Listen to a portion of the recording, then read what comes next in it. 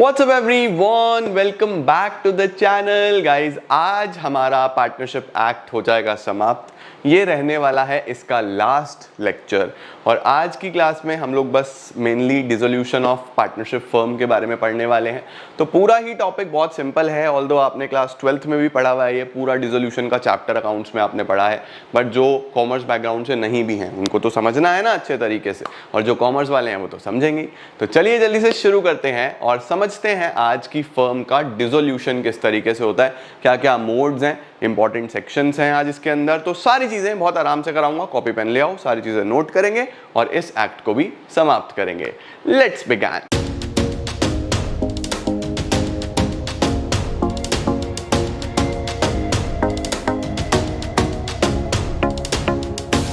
आइए बेटा जी शुरू करते हैं बच्चों। आज जो हमें मेन सेक्शंस पढ़ने हैं वो देखो यहाँ पे लिखा हुआ है सेक्शन 39 से 47 डिसोल्यूशन के ऊपर है, ठीक है।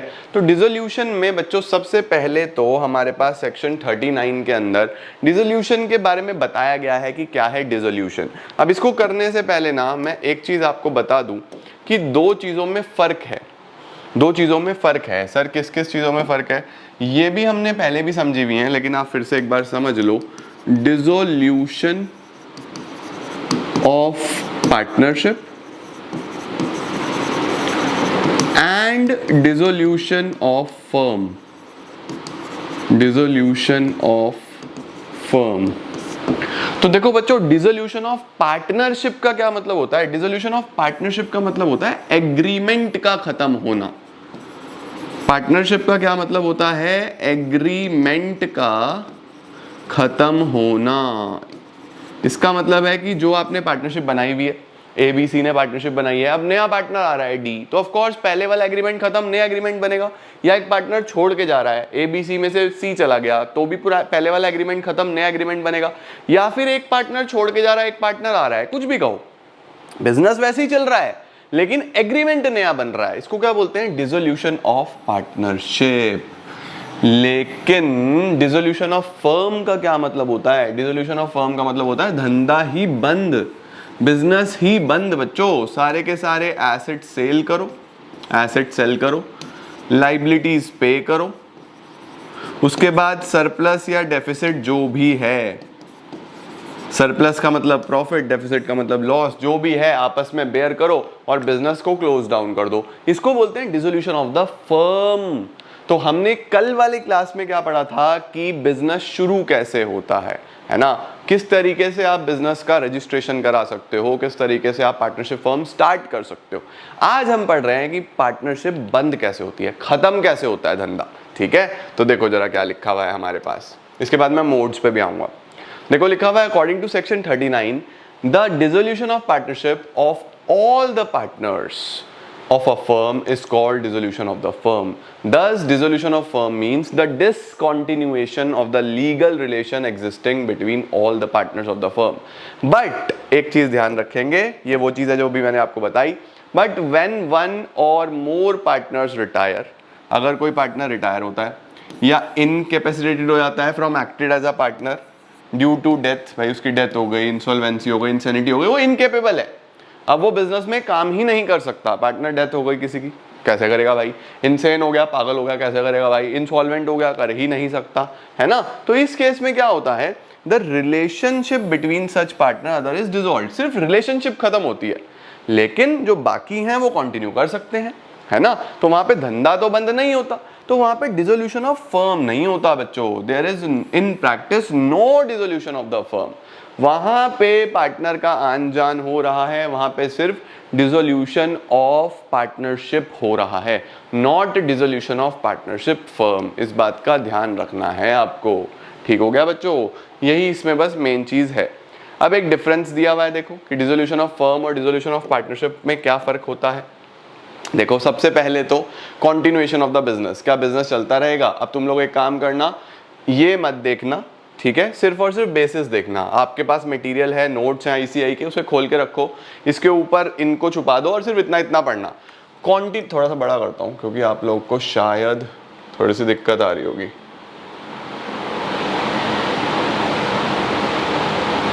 लो जी, ठीक है, परफेक्ट, थोड़ा सा और तभी दिखेगा यार। इनफ। चलो, सबसे पहले लिखा हुआ है कॉन्टिन्यूएशन ऑफ द बिजनेस, क्या धंधा कॉन्टिन्यू रहेगा? कॉन्टिन्यूएशन ऑफ द बिजनेस, क्या धंधा कॉन्टिन्यू रहेगा? अगर फर्म डिसॉल्व हो रही है बच्चों तो फिर बिजनेस ही खत्म। कौन सा धंधा कंटिन्यू रहेगा? कोई धंधा कंटिन्यू नहीं रहेगा। It involves discontinuation of business.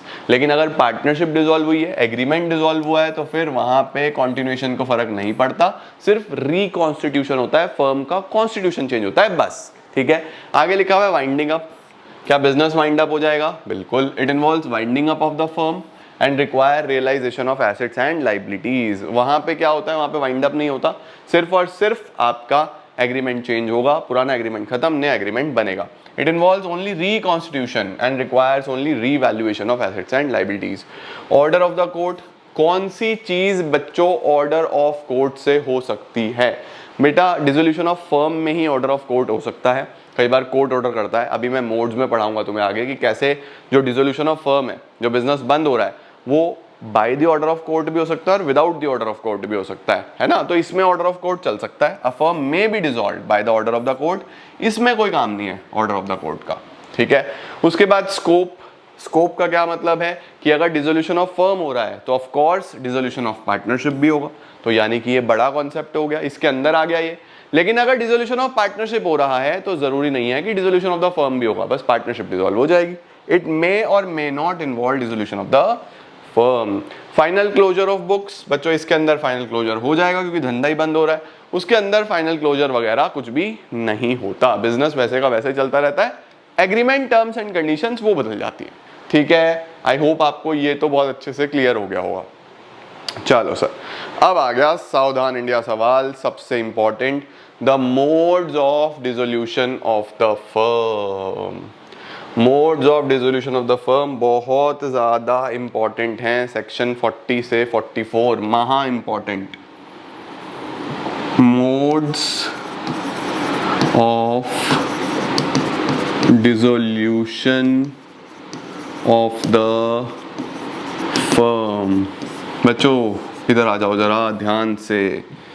एक तरफ है सेक्शन नंबर 40, 41, 42, 43, ठीक है, और एक तरफ है सेक्शन 44। लो जी, पहले तो इसको नोट डाउन कर लो जल्दी से। एक तरफ सेक्शन 40 से 43, 40, 41, 42, 43 और एक तरफ सेक्शन 44। ठीक है, इधर यहां पे भी बच्चों डिसोल्यूशन ऑफ द फर्म होगा, यहां पे भी बेटा डिसोल्यूशन ऑफ द फर्म होगा, बट फर्क क्या है? फर्क क्या है? फर्क ये है बच्चों, these are without the intervention of court. इन सेक्शंस में बच्चों डिसोल्यूशन आप खुद कर रहे हो, कोर्ट बीच में कोई भी बीच में अपना पैर नहीं फंसा रहा, कोर्ट कुछ नहीं बता रहा तुम्हें, तुम अपने आप ही डिसोल्यूशन कर रहे हो। लेकिन यहां पे क्या होगा, कोर्ट आ जाएगा अपनी टांग अड़ाने, with the intervention of court. यहां पे कोर्ट खुद से आपकी पार्टनरशिप को डिसॉल्व करेगा। सर कोर्ट क्यों डिसॉल्व करेगा हमारी पार्टनरशिप को? बच्चों सीधी सीधी सी बात है, आप कोई ऐसी एक्टिविटी कर रहे हो अब जो हमारे देश में इलीगल हो गई है, पहले चलता था लेकिन अब इलीगल हो गई। फॉर एग्जाम्पल, आपने कोई ऐसा बिजनेस बनाया हुआ है किसी ऐसी स्टेट में जहां पे बेटिंग एप्स चलती है, आपने एक बेटिंग ऐप बना ली, फॉर एग्जाम्पल यूपी में बना ली, यूपी में भी चल रही हैं, कोई बंद नहीं हुई कोई भी ऐप। ठीक है, अब क्या हुआ जी, कोर्ट में हमारे यूपी कोर्ट ने क्या करा, ऑर्डर निकाला कि भैया बंद नहीं चलेगी। अब यहाँ पे यूपी में ये जो बेटिंग ऐप्स चलती थी ये बंद हो जाएगी, तो आपका बिजनेस इलीगल हो गया, तो कोर्ट का इंटरवेंशन होगा, आपको बंद करना पड़ेगा। अगर आपने पार्टनरशिप फर्म के थ्रू वो चलाया हुआ होगा तो आपको बंद करना पड़ेगा, तो कोर्ट बीच में इंटरवीन कर रहा है ना। उसी तरीके से आप लगातार लॉसेस में चल रहे हो, लॉसेस में चल रहे हो, आपका धंधा प्रॉफिट में आ ही नहीं रहा। अब पार्टनर आपस में डिसाइड कर नहीं पा रहे थे कि भैया बंद करें ना करें। एक पार्टनर कोर्ट में भाग गया, उसने बोला यार ये तो करते ही नहीं, मेरी जेब से घाटा होता जा रहा है, जज साहब कुछ करो, मुझे इंसाफ दिलाओ, ये तो लॉस पे लॉस झेलते जा रहे हैं, तो अमीर है, मैं तो इतना अमीर नहीं हूं, मेरे तो कपड़े बिक जाएंगे, तो दिक्कत है, जज साहब प्लीज बंद कराओ। तो इतने लॉसेस के बाद कोर्ट हो सकता है आपको बोले कि भैया बंद करो, नहीं चलेगी। तो इस तरीके के कुछ केसेस इधर पढ़ेंगे और बिना इंटरवेंशन के हम यहाँ पे 4 सेक्शंस में पढ़ने वाले हैं। आ जाओ sir, dissolution without the order of the court, ये सेक्शन 40, 41, 42 और 43। ठीक है। उसके बाद सेक्शन नंबर 44 हो गया डिसोल्यूशन बाय द कोर्ट। ठीक हो गया बच्चों। पहले without the intervention of the court पढ़ लेते हैं क्या क्या चीजें हमें दी हैं। 40 और 41 देखो जरा, dissolution by agreement and compulsory dissolution, ये तो हो गया by agreement, by mutual agreement, ये हो गया कंपल्सरी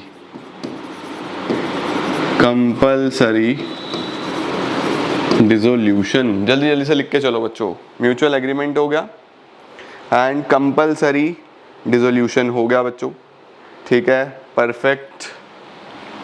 चलो सर आ जाओ फटाफट से, हम लोग देखें जरा यहाँ क्या दिया हुआ है, पढ़ेंगे जी।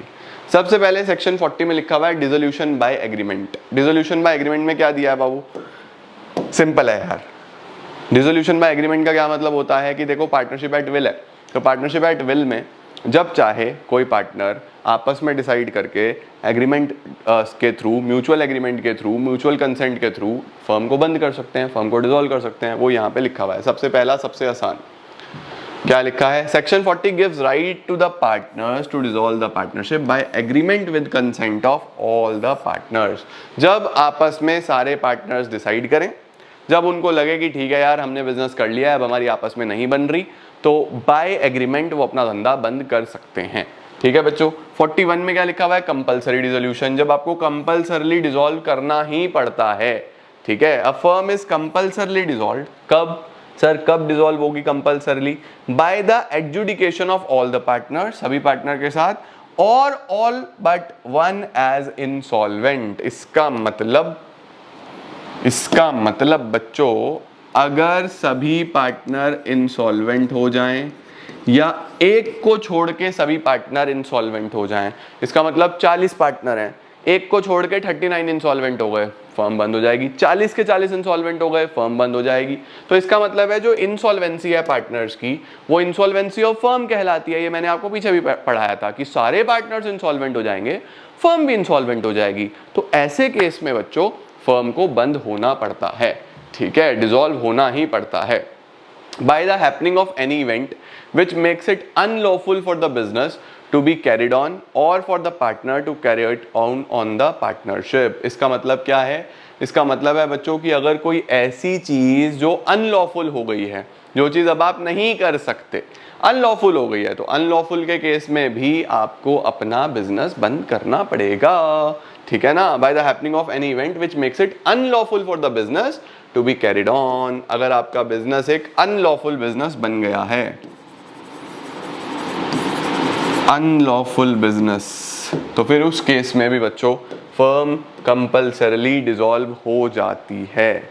However, when more than one separate adventure undertaking is carried on by the firm, illegality of the one or more shall not of itself cause the dissolution of the firm in respect of its lawful adventures and undertakings। इसका मतलब ये है बच्चों कि अगर आप दो या दो से ज्यादा बिजनेस चला रहे हो, तो जो एक चीज अनलॉफुल हुई है उसकी वजह से लॉफुल वाली चीजें बंद नहीं होंगी, वो चलती रहेंगी। जो अनलॉफुल वाली चीज है वो बंद करनी पड़ेगी। ठीक हो गया। ये सेक्शन नंबर 41 के बारे में चीजें हो गई। देखो यहाँ क्या लिखा हुआ है, a firm is carrying on a business of trading a particular chemical. एक फर्म एक बिजनेस कर रही थी ट्रेडिंग अ पर्टिकुलर केमिकल का, एक पर्टिकुलर केमिकल बेचने का बात हो रही थी, and law is pass, law pass हो गया जिसने बैन कर दिया trading of such a particular chemical. तो business of the firm unlawful हो गया, तो फर्म को कंपल्सरीली खुद को डिसॉल्व करना पड़ेगा। सिंपल। अच्छा जी, dissolution on happening of certain contingency. Dissolution on happening of certain contingencies. In case of contingency, in case of certain contingency, contingency का मतलब होता है बच्चों फ्यूचर में होने वाले इवेंट, कि एक पर्टिकुलर टाइम में नहीं हुआ लेकिन फ्यूचर में शायद हो गया, तब भी आपको फर्म बंद करनी पड़ सकती है। जैसे कि फॉर एग्जांपल आपने किसी फिक्स पीरियड के लिए एक पार्टनरशिप बनाई थी, तो एक जब वो फिक्स पीरियड खत्म हो जाएगा तो वहां पे आपको खत्म करनी पड़ेगी पार्टनरशिप भी। तो देखो क्या लिखा हुआ है यहाँ पे, देखो क्या लिखा हुआ है, subject to the contract between the partners. आप कॉन्ट्रैक्ट कर सकते हो, पहली बात आप कॉन्ट्रैक्ट कर सकते हो कि ठीक है इस टाइम के बाद भी अगर हमारा बिजनेस चलता रहेगा तो वो खत्म नहीं होगा, हमारा फर्म डिसॉल्व नहीं होगा, फर्म चलता रहेगा। लेकिन अगर आपने कॉन्ट्रैक्ट नहीं करा तो फिर यहां पे क्या बोला गया है, a firm can be dissolved on happening of the any of the following contingency. Sir कौन कौन सी? Number 1, when the firm is constituted for a fixed term on the expiry of that term। आपने एक fixed term के लिए partnership बनाई थी, थोड़ा और बड़ा कर देता हूं। आपने बच्चों एक फिक्स्ड टर्म के लिए पार्टनरशिप बनाई थी। अब फिर से एक बात ध्यान रखना, सब्जेक्ट टू द कॉन्ट्रैक्ट। आप कॉन्ट्रैक्ट में लिख सकते हो कि भैया फिक्स टर्म के बाद भी हम बिजनेस कंटिन्यू रख सकते हैं, आप लिखो, कोई दिक्कत नहीं है। लेकिन अगर आपने नहीं लिखा, आपने कोई कॉन्ट्रैक्ट नहीं बनाया, कुछ नहीं बनाया, कोई एग्रीमेंट नहीं हुआ, तो फिर उस केस में जैसे ही वो फिक्स टर्म खत्म होगा तो आपका फर्म डिसॉल्व हो जाएगा। दूसरा क्या लिखा हुआ है, where the firm is constituted to carry out one or more adventures undertaking then by completing thereof. आपने एक पर्टिकुलर प्रोजेक्ट के लिए बिजनेस किया था, पर्टिकुलर प्रोजेक्ट के लिए पार्टनरशिप करी थी, वो प्रोजेक्ट खत्म होगा तो फर्म डिसॉल्व हो जाएगी। उसके बाद by the death of a partner, किसी पार्टनर की डेथ हो जाएगी तो भी फर्म डिसॉल्व हो जाएगी। By the adjudication of a partner as insolvent, partner insolvent हो जाएगा तो भी फर्म बंद हो जाएगी। तो फिर से वही बात है, ये सारी की सारी कंडीशंस हैं सब्जेक्ट टू कॉन्ट्रैक्ट। आप कॉन्ट्रैक्ट कर लो, आप लिख दो क्लैरिटी के साथ कि नहीं भैया ऐसा होने के बावजूद भी हमारी फर्म चलती रहेगी, बाकी पार्टनर चलाएंगे, चलती रहेगी। लेकिन इन केस ऐसा कोई कॉन्ट्रैक्ट नहीं है तो इन सिचुएशन से आपकी फर्म एक बार डिसॉल्व होगी। ठीक है बच्चों, ये भी आपको पता होना चाहिए। चलो सर, ये भी डन हो गया। इसके बाद section number 43, dissolution by notice of partnership at will. ये तो सबसे आसान है, dissolution by notice, dissolution by notice partnership at will. Partnership at will का मतलब ही क्या होता है बच्चों, जो अपनी इच्छा से जब तक मन करे चलाओ, जब मन ना करे बंद कर दो। तो जब भी एक पार्टनर पार्टनरशिप एट विल को डिसॉल्व करना चाहे तो वो सिंपली नोटिस देके डिसॉल्व कर सकता है। तो पार्टनरशिप एट विल का डिसोल्यूशन बड़ा सिंपल है, कैसे होगा, just by giving a notice. Notice दो, डिसॉल्व हो जाएगी फर्म। देखो क्या लिखा है, where the partnership is at will, the firm may be dissolved by any partner giving notice in writing to all the partners of his intention to dissolve the firm in case date is mentioned in the notice। अगर date mentioned है तो उस date से dissolve हो जाएगी, है ना। The firm is dissolved as from the date mentioned in the notice as the date of dissolution. और in case no date is mentioned, अगर डेट मेंशन नहीं है तो जिस दिन आपने उसको कम्युनिकेट करा उस दिन से फर्म डिसॉल्व मानी जाएगी। ठीक हो गया बच्चों। तो डिसोल्यूशन बिना कोर्ट के इंटरवेंशन के कब कब हो सकता है, मैंने आपको सारी चीजें लिखवा दी। सबसे पहला म्यूचुअल एग्रीमेंट से, आप म्यूचुअली डिसाइड करो फर्म आपको बंद करनी है, आप सब कंसेंट दो अपनी अपनी, म्यूचुअली डिसाइड करो, बंद हो जाएगी। दूसरा, अगर आप कुछ ऐसा कर रहे हो कि वो अनलॉफुल हो गया है या फिर पार्टनर इंसॉल्वेंट हो गया है तो कंपल्सरीली डिसॉल्व करनी पड़ेगी। या फिर कुछ कॉन्टिजेंसीज हुई हैं, जैसे मैंने आपको अलग अलग कॉन्टिजेंसी दिखाई, तब फर्म डिसॉल्व हो जाएगी। या फिर पार्टनरशिप एट विल के केस में तो बस नोटिस दो और फर्म डिसॉल्व हो जाएगी, सिंपल। अब sir section 44 most important, court कब बीच में इंटरवीन करता है। कोर्ट में at the suit of the partner, at the suit of the partner ही करेगा। जब कोई पार्टनर जाएगा ना कोर्ट में तभी कोर्ट आता है बीच में, नहीं तो ऐसे नहीं, कोर्ट के बाद और बहुत काम है। कोई पार्टनर गया वहां पे ये समस्या लेके कि मेरे साथ ये प्रॉब्लम हो रही है, तो ही कोर्ट बीच में बोलेगा। ठीक है, डिसॉल्व अ फर्म और any of the following ground. Number 1, insanity. अगर कोई एक पार्टनर अनसाउंड माइंड हो गया है, अनसाउंड माइंड का मतलब पागल हो गया है और वो गलत सलत अब काम कर रहा है, गलत सलत एक्शंस दे रहा है, उसकी वजह से बाकी पार्टनर्स को भी नुकसान पहुंच रहा है, तो बाकी पार्टनर्स में से कोई भी पार्टनर या बाकी सभी पार्टनर्स भी कोर्ट में जा सकते हैं और कोर्ट को बोल सकते हैं जज साहब हमारे साथ एक पार्टनर था, वो अब अनसाउंड माइंड हो गया, उसकी वजह से हमें भी घाटा झेलना पड़ रहा है, अनलिमिटेड लायबिलिटी है, हम उलझ जाएंगे इसके एक्ट्स की वजह से, प्लीज आप आदेश दें और इस फर्म को बंद करवाएं। तो कोर्ट बंद करवा देगा, है ना। तो सबसे पहले क्या लिखा हुआ है, when a partner has become unsound mind, the court may dissolve the firm on a suit of the other partners or by the next friend of the insane partner. Temporary sickness is, ध्यान रखना बच्चों यहाँ पे please, temporary sickness is no ground for dissolution of the firm। अगर कोई इंसान temporarily बीमार है तो वहां से डिसोल्यूशन नहीं होता। दिस इज सावधान इंडिया पॉइंट, सावधान इंडिया सेक्शन, सावधान इंडिया पॉइंट।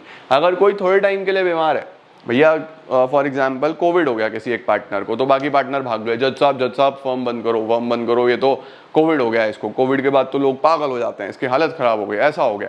जज साहब बोलेंगे भाई साहब सुनो, घर जाओ चुपचाप, वो टेम्परेरी सिचुएशन है, ठीक हो जाएगा यार, क्या कर रहे हो, वो अनसाउंड माइंड थोड़ी ना है। ठीक है, देखो क्या लिखा हुआ है, A B and C are partners in a firm, A को सीवियर इन्फेक्शन हुआ और टाइफाइड हो गया। Due to this, he was not able to conduct business. This kind of illness cannot be treated as the ground for dissolution. तो सबसे पहला बच्चों unsound mind हो जाए अगर पार्टनर, दूसरा परमानेंट इनकैपेसिटी हो जाए। अब देखो यहाँ क्या लिखा हुआ है, परमानेंट इनकैपेसिटी। परमानेंट इनकैपेसिटी का मतलब फिजिकली डिसेबल हो गया, आ ही नहीं सकता, ठीक है, या बहुत ज्यादा एक्सीडेंट हो गया उसका कुछ, वो फर्म में आ ही नहीं सकता, बिजनेस कर ही नहीं सकता, परमानेंट इनकैपेबिलिटी हो गई, तो इस केस में फर्म डिसॉल्व हो जाएगी। तो सबसे पहले कोर्ट कब कब बीच में आएगा बच्चों, नंबर 1 अगर कोई पार्टनर इनसेन हो जाता है, insanity. Number 2 permanent incapacity, permanent incapacity, एक पार्टनर की परमानेंट इनकैपेसिटी है, अब वो बिजनेस में पार्टनर बन ही नहीं सकता, काम कर ही नहीं सकता। When a partner other than the partner suing has become in any way permanently incapable, permanently incapable हो चुका है, जो कभी ठीक ही नहीं होगा, तो कोर्ट बोल सकता है कि फर्म को डिसॉल्व कर दो। ठीक है जी, परफेक्ट हो गया बच्चों। उसके बाद क्या लिखा हुआ है, मिसकंडक्ट। मिसकंडक्ट का मतलब क्या होता है, मिसकंडक्ट का मतलब होता है कोई पार्टनर फ्रॉड कर रहा है, कोई पार्टनर दूसरे पार्टनर से छुपा के फ्रॉड कर रहा है, कुछ मिसकंडक्ट कर रहा है, कुछ इस तरीके की सिचुएशन, कुछ ऐसा कर रहा है जो कि गलत है ना, उसका कंडक्ट सही नहीं है, उसका बिहेवियर सही नहीं है, वो ठीक से धंधा कर ही नहीं रहा, तो ऐसे केस में भी अगर वो गिल्टी पाया जाता है, अब बाकी पार्टनर तो बेचारे उलझ जाएंगे ना, ऐसे सिचुएशन में फंस जाएंगे, क्योंकि सब लोग एक दूसरे के एजेंट है, बाउंड हो जाएंगे, तो इसीलिए बाकी पार्टनर जाके केस कर सकते हैं और फर्म को डिसॉल्व करवा सकते हैं। क्या लिखा है, where a partner other than the partner suing is guilty of conduct which is likely to affect prejudicially the carrying on of business, the court may order for dissolution of the firm by giving regard to the nature of the business। ठीक हो गया बच्चों, clear हो गया ये चीज, सही है जी, ये बात का भी आपको ध्यान रखना है। Next, persistent breach of agreement. Persistent breach of agreement का क्या मतलब होता है कि भैया जो भी पार्टनरशिप एग्रीमेंट आपस में डिस्कस हुआ था, एक पार्टनर उस एग्रीमेंट को मानता ही नहीं है, और एक बार नहीं, 2 बार नहीं, 3 बार नहीं, बार बार वो चीज कर रहा है, वो विलफुली, ऐसा नहीं है कि उसे पता नहीं है, उसको पता है कि ये चीज एग्रीमेंट के बाहर है, वो फिर भी कोई ऐसा काम कर रहा है कि वो बार बार एग्रीमेंट को तोड़ता है, तो फिर उस केस में भी बाकी पार्टनर्स कोर्ट में जाके बोल सकते हैं, जज साहब हम इसके साथ धंधा नहीं कर सकते, ना तो ये डिसॉल्व करने देता, क्योंकि म्यूचुअल एग्रीमेंट के साथ तो डिसोल्यूशन होगा, हमारी पार्टनरशिप एट विल तो है नहीं कि हम कभी भी नोटिस देके बंद कर दें, हम तो एक अच्छा बिजनेस कर रहे हैं, हम तो एक नॉर्मल बिजनेस कर रहे हैं which is not a partnership at will, तो म्यूचुअल एग्रीमेंट से डिसोल्यूशन होगा, अब ये करने नहीं दे रहा, हो ही नहीं पा रहा डिसोल्यूशन, तो आप कृपया करके इस फर्म को डिसॉल्व करवाएं, इसके साथ बिजनेस नहीं कर सकते। तो 2 पॉइंट और आ गए बच्चों, where a partner other than the partner suing willfully और persistently commits the breach of agreement relating to management of the affairs of the firm or the conduct of its business, or otherwise so conduct himself in the matters relating to business that is not reasonably practicable for other partner to carry on the business, तो court dissolve कर सकता है। तो कब कब, misconduct and persistent breach. Persistent का मतलब बच्चों बार बार लगातार, परसिस्टेंट ब्रीच ऑफ अग्रीमेंट। तो सबसे पहले इंसैनिटी हो गया, पार्टनर इंसेन हो गया, पागल हो गया, परमानेंट इनकैपेसिटी हो गई उसकी, वो काम कर ही नहीं सकता, मिसकंडक्ट कर रहा है, उसका बिहेवियर ठीक नहीं है, कंडक्ट सही नहीं है, या परसिस्टेंट ब्रीच, एग्रीमेंट को मानता ही नहीं है, तब भी कोर्ट बोलेगा कि भैया डिसॉल्व कर दो, बंद कर दो। ठीक है बच्चों, इसके बाद क्या आ रहा है, नेक्स्ट आ रहा है हमारे पास, ब्रीच किस में आता है, एम्बेजलमेंट कर रहा है, चोरी वोरी कर रहा है, कीपिंग एरनेस अकाउंट, अकाउंट्स में एरर दिखा रहा है, उसके बाद holding more cash than allowed, जितना उसको अलाउड है उससे ज्यादा कैश होल्ड कर रहा है, बिजनेस के पैसे का मिस यूज कर रहा है, ये बच्चों हमारा ब्रीच ऑफ कॉन्ट्रैक्ट में आते हैं। ठीक हो गया, क्लियर है जी। एग्जाम्पल देखो क्या लिखा हुआ है, if one of the partners keep erroneous accounts and omits to enter receipts or if there is a continued quarrels between the partners or there is such a state of things that destroys the mutual confidence, court बोल सकता है बंद कर दो। ठीक हो गया बच्चों, क्लियर है, परफेक्ट हो गया, डन सर, डन डन डना डन डन डना डन डन। इसके बाद क्या है बच्चों, transfer of interest. Transfer of interest का क्या मतलब होता है, what is the transfer of interest, ये भी हम लोग लिख देते हैं, पहले लिख दूं, transfer of interest and continuous losses. अब देखो बच्चों, ट्रांसफर ऑफ इंटरेस्ट में मैंने आपको बताया था कि पार्टनरशिप में प्रॉपर्टी ट्रांसफर नहीं होती। ट्रांसफर ऑफ इंटरेस्ट के केस में transfer of interest does not mean कि ट्रांसफर ऑफ पूरा का पूरा प्रॉपर्टी ऑफ बिजनेस हो गया, नहीं। ट्रांसफर ऑफ इंटरेस्ट में हम लोग सिर्फ ये कंसीडर करते हैं कि ट्रांसफर ऑफ इंटरेस्ट में प्रॉफिट्स ट्रांसफर होंगे, उतना हिस्सा जो उस पार्टनर को मिलना था उसको ट्रांसफर हो जाएगा। मैं बीइंग अ पार्टनर अगर मैं अपना इंटरेस्ट ट्रांसफर करता हूं किसी को, दैट डजंट मीन कि वो पार्टनर है आज से, ऐसा नहीं है, ठीक है ना। तो ट्रांसफर ऑफ इंटरेस्ट के केस में भी कई बार ऐसा है कि फर्म को डिसॉल्व करना पड़ जाता है। सर वो कैसे, आओ उसके बारे में मैं आपको एक बार पढ़ा दूं। ये है हमारे पास ट्रांसफर ऑफ इंटरेस्ट। देखो क्या लिखा हुआ है, where a partner other than the partner suing, of course case तो कोई और ही करेगा, has transferred the whole of his interest in the firm to a third party, उसने थर्ड पार्टी को पूरा का पूरा इंटरेस्ट अपना ट्रांसफर कर दिया, ठीक है। आगे क्या लिखा हुआ है, or has allowed his share to be charged or sold by the court in the recovery of arrears of land revenue due by the partner, the court may dissolve the firm at the instance of any other partner। Sir इसका क्या मतलब हुआ, तो अब बाकी partner बोलते हैं भाई देखो तुम क्या कर रहे हो, हमने तुम्हें ये अपना पार्टनर बनाया था, तुमने थर्ड पार्टी को वहां पे सारा इंटरेस्ट ट्रांसफर कर दिया, दैट डजंट मीन कि हम उसको बीच में इन्वॉल्व करेंगे, तो ये तो नहीं चलेगा। अब फिर बीच में बच्चों मनमुटाव होने लगते हैं, लड़ाई झगड़ा होने लगता है, तो फिर इस केस में भी कोर्ट में जाना पड़ता है और फर्म डिसॉल्व हो जाती है, ठीक है। देन कॉन्टिन्यूअस लॉसेस, इस पे चर्चा हो चुकी है, आपको बार बार लॉस होते जा रहे हैं, उस केस में भी फर्म डिसॉल्व हो जाती है। Then we have just and equitable grounds, just and equitable grounds आखिरी बच्चों, जस्ट ये नहीं चाहिए भैया, नोट चाहिए, note, just and equitable grounds. Just and equitable grounds का मतलब होता है बच्चों जब कोर्ट को सही लगे कि ठीक है यार अब इनका बन नहीं रही आपस में, ये लोग एक दूसरे से बात नहीं करते, इन लोग को म्यूचुअल डिसीजन ही नहीं ले पाते, ये लोग का लड़ाई झगड़ा इतना ज़्यादा चलता है, यानी मैनेजमेंट में डेडलॉक आ गया। डेडलॉक का मतलब यही होता है बच्चों, अभी तुम्हें दिखाऊंगा, लीगल लैंग्वेज में लिखा है डेडलॉक इन मैनेजमेंट। डेडलॉक का मतलब यही है कि आपस में नहीं बन रही पार्टनर्स की, एक दूसरे के साथ वो म्यूचुअली डिसाइड ही नहीं कर पा रहे अब कि ये चीज़ करनी है ये चीज़ नहीं करनी, लड़ाई झगड़े ही चल रहे हैं, तो फिर कोर्ट को लगता है बेकार है, पार्टनरशिप नहीं सर्वाइव कर पाएगी, बंद कर दो। तो ये बच्चों हमारे पास बहुत इंपॉर्टेंट टॉपिक है, modes of dissolution. I hope आपको ये क्लियर होंगे सारे के सारे, ठीक है ना। ये हमारे पास बच्चों ये आ गया, देखो just and equitable ground, when the court considers any other ground to be just and equitable it may dissolve the firm. जैसे डेडलॉक आ गया मैनेजमेंट में, पार्टनर्स टॉकिंग टर्म में नहीं है। Loss of substratum, loss of substratum का क्या मतलब होता है, लॉस ऑफ सबस्ट्रैटम का मतलब होता है कि अब पार्टनर का एक दूसरे के साथ जो पर्पस ऑफ पार्टनरशिप है वो ही मैच नहीं हो रहा। आपने पार्टनरशिप किसी और सबस्ट्रैटम के लिए, किसी और पर्पस के लिए शुरू करी थी और अब कुछ और ही चल रहा है, किसी और डायरेक्शन में चली गई है पार्टनरशिप, तो ये चीज़ नहीं चलेगी, ठीक है जी। Gambling by a partner on a stock exchange, अब देखो गैम्बलिंग वैम्बलिंग कर रहे हैं, कोर्ट बोलेगा बंद करो भाई। तो डिसोल्यूशन में चार्ट मैं आपको ऑलरेडी बनवा चुका हूँ, with the order of court and without the order of court. Without the order 40 से 43, विद द ऑर्डर सेक्शन 44, ठीक है सर, बहुत बढ़िया।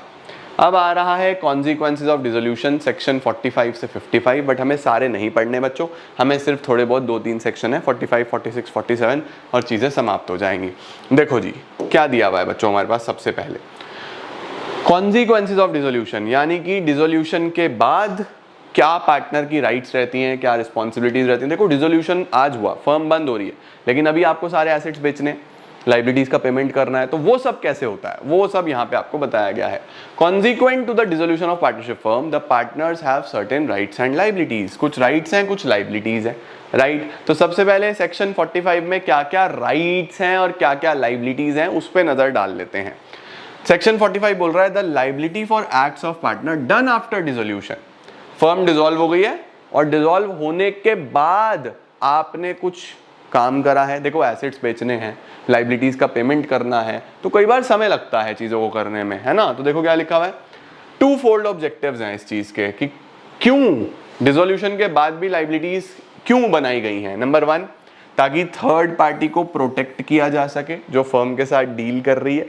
यहां पे बच्चों जो सबसे इंपॉर्टेंट है वो है पब्लिक नोटिस, वो है पब्लिक नोटिस। ABC की फर्म थी, फर्म डिसॉल्व हो गई है, डिसॉल्व होने के बाद C ने चुपचाप से X के साथ कोई लोन ले लिया फर्म के नाम पे, फर्म के नाम पे लोन ले लिया और बाद में कह रहा है मैं तो नहीं चुकाता भैया, मैं तो नहीं चुकाऊंगा। अब X ने बोला कि मैं कोर्ट में जाऊंगा, तुम्हारी फर्म पे केस करूंगा, इसने बोला जा चला जा, है ही नहीं फर्म तो डिसॉल्व हो चुकी है, जाओ भाई, ऐसा कुछ नहीं है, जाओ चले जाओ। तो ऐसे केस में बच्चों X को नॉलेज नहीं थी क्योंकि इन्होंने कोई पब्लिक नोटिस दिया ही नहीं था, तो डिसॉल्व होने के बाद और नोटिस देने से पहले वैसी ही राइट्स और लाइबिलिटीज रहेंगी जैसे फर्म की डिसॉल्व होने से पहले थी। इसका मतलब क्या है, it seeks to protect the third parties dealing with the firm who had no notice of dissolution. It also seeks to protect partners of a dissolved firm from the liability towards third party. अब देखो loan ले रहा है C, A और B भी जो बेचारे बाधित हो गए, ये भी तो फंस जाएंगे बिना बात को, क्योंकि कोर्ट तो बोलेगा कि आपने नोटिस तो दिया नहीं, तो पूरी फर्म लाइबल है क्योंकि एक पार्टनर के एक्ट से बाकी पार्टनर भी लाइबल है, उन्हें भी बचाना है ना। तो इसीलिए ये चीजें दी गई हैं। देखो क्या लिखा हुआ है, X and Y who carried on business in partnership for several years executed on December 1st a deed dissolving the partnership. 1 दिसंबर को इन्होंने एक डीड बनाई जिसमें पार्टनरशिप को डिसॉल्व कर दिया from the date, but fail to give a public notice, और कोई अभी पब्लिक नोटिस नहीं दिया।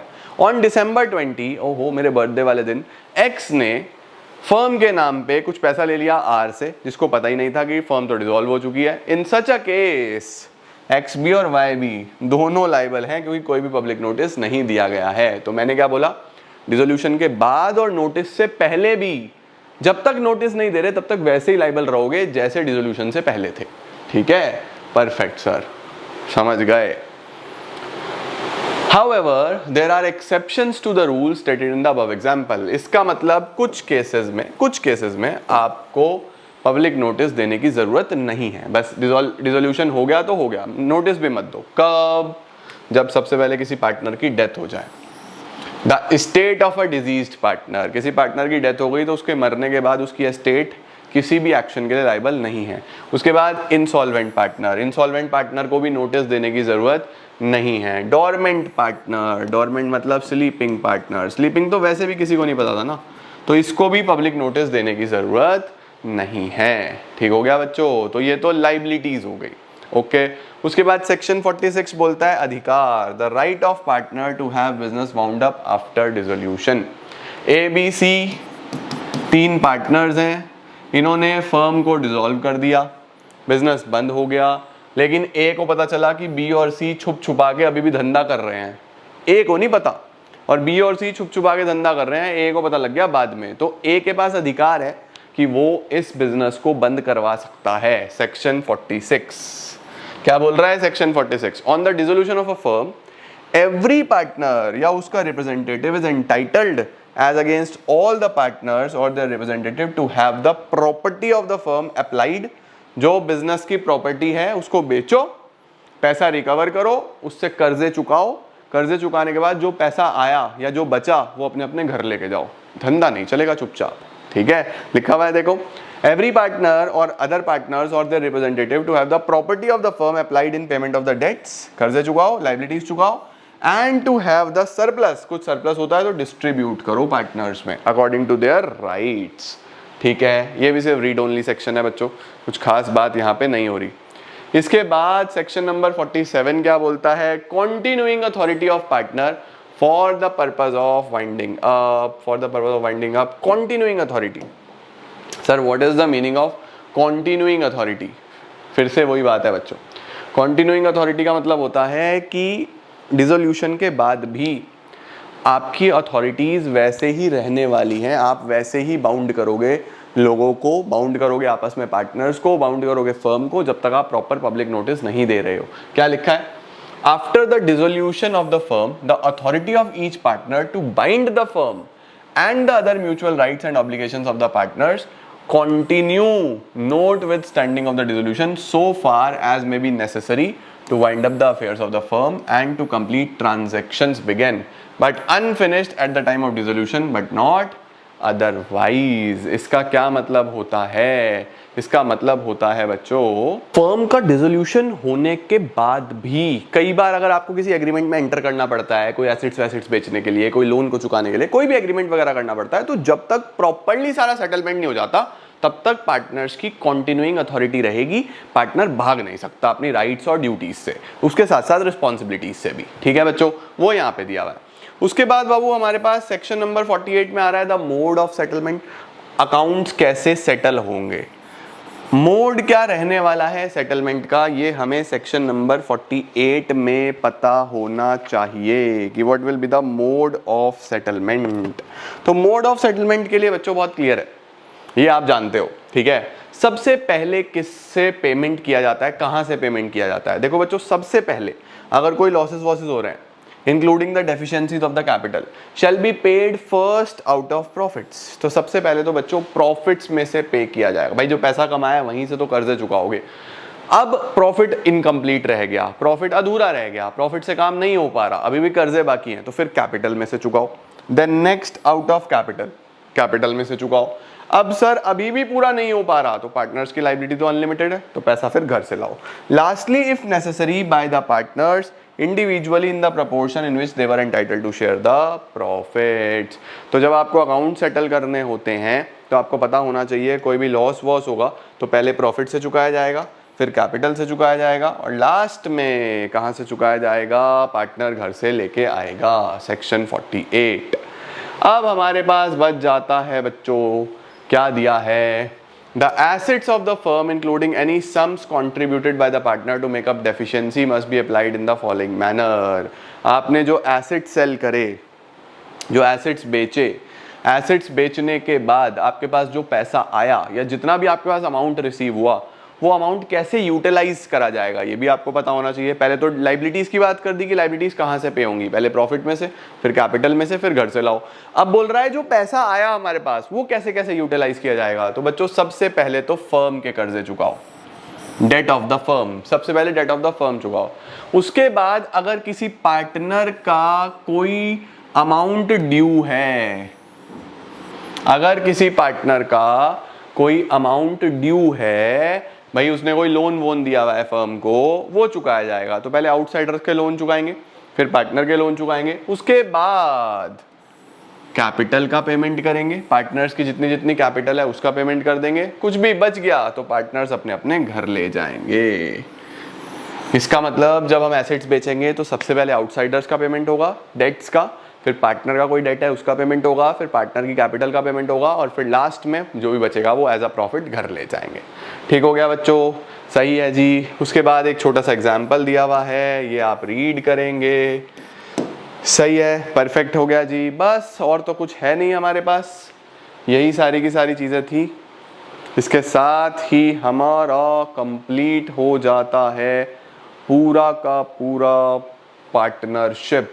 एक बार चेक कर लेंगे, पूरा का पूरा पार्टनरशिप हमारा हो जाता है समाप्त। इसके बाद बच्चों एक छोटा सा सेक्शन नंबर 49 में आपको और बता दूं, बस एक लास्ट है, कुछ खास है नहीं। सेक्शन नंबर 49, अगर जॉइंट डेट होता है, जॉइंट डेट का मतलब होता है कि आपको कर्जा दिखाई दे रहा है फर्म का भी और पार्टनर का भी, है ना, आपको कर्जे दिखाई दे रहे हैं फर्म का भी और पार्टनर का भी, तो फिर किसका पहले चुकाया जाएगा, किसका बाद में चुकाया जाएगा? तो देखो ये बोला जाता है कि पहले फर्म का कर्जा और फिर पार्टनर का कर्जा, पहले फर्म का कर्जा और फिर पार्टनर का कर्जा। अब क्या सर ये हमेशा ऐसे ही चलेगा? जॉइंट डेट के केस में क्या हमेशा ही ऐसे चलेगा? कोई भी पे कर रहा हो, फर्म पे कर रही हो तब भी फर्म पहले फर्म का पे करेगी फिर पार्टनर का पे करेगी, और पार्टनर पे कर रहा हो तो पार्टनर भी पहले फर्म का पे करेगा फिर पार्टनर का पे करेगा? नहीं बेटा, आपको ये देखना है कि कौन पे कर रहा है। अगर फर्म पे कर रही है, अगर फर्म पे कर रही है मतलब फर्म के पैसों में से पेमेंट हो रहा है, तो पहले फर्म का कर्जा चुकाएगी, फिर बचा कुछ तो पार्टनर का कर्जा चुकाएगी, है ना। और अगर पार्टनर पे कर रहा है, अगर पार्टनर पे कर रहा है तो फिर पहले पार्टनर अपना पर्सनल कर्जा चुकाएगा और बाद में फर्म का कर्जा चुकाएगा। तो ये चीज आपको पता होनी चाहिए कि पार्टनर अपनी एस्टेट में से पेमेंट कर रहा है तो पहले वो अपने पर्सनल लोन चुकाएगा फिर फर्म का चुकाएगा। वहीं पे फर्म पे कर रही है तो फर्म पहले फर्म का कर्जा चुकाएगी फिर पार्टनर। ठीक हो गया बच्चों? क्योंकि इन्होंने देखो ज्वाइंटली लिया हुआ था ना, कर्जा मिल के लिया हुआ था ज्वाइंटली। तो ये सेक्शन 49 में हमारे पास चलता है, बस आपको पता होना चाहिए, छोटा सा पार्ट है, नथिंग एल्स। स्क्रीनशॉट ले लो इसका भी। डन डनाडन डन डनाडन डन सर, पार्टनरशिप एक्ट समाप्त। अब कल है हमारा वेडनेसडे, कल आप लोग एक बार सारा का सारा रिवीजन कर लो। अक्टूबर भी शुरू हो गया है, आप लोग अक्टूबर का भी पूरा प्लानर दे दूंगा कि इकोनॉमिक्स और अकाउंट्स कैसे आगे लेके चलना है। अकाउंट्स तो हो गया होगा ऑलमोस्ट, इकोनॉमिक्स, मैथ्स, लॉ तो खत्म कराऊंगा आपका इसी मंथ में। तो अब हम लोग कल आप लोग एक बार रिवीजन ले लो बच्चों। नेगोशिएबल खत्म, कंपनीज एक्ट खत्म, पार्टनरशिप एक्ट खत्म, एलएलपी एक्ट इसी वीक में खत्म कराऊंगा, वो भी समाप्त हो जाएगा। फिर अगले हफ्ते से contract act, sale of goods act चालू करेंगे और लॉ को एंडिंग की तरफ लेके चलेंगे। ठीक है, आज के लिए इतना ही ladies and gentleman. Thank you so very much for joining in. कुछ ना समझ में आया हो तो कमेंट सेक्शन में बताना, उस पर और डिस्कशन करेंगे और क्लैरिटी करेंगे और फिर चीज़ों को आगे बढ़ाएंगे। तब तक अच्छे से पढ़ते रहो, अटेम्प्ट निकालना है, फोड़ना है। Keep growing and keep smiling.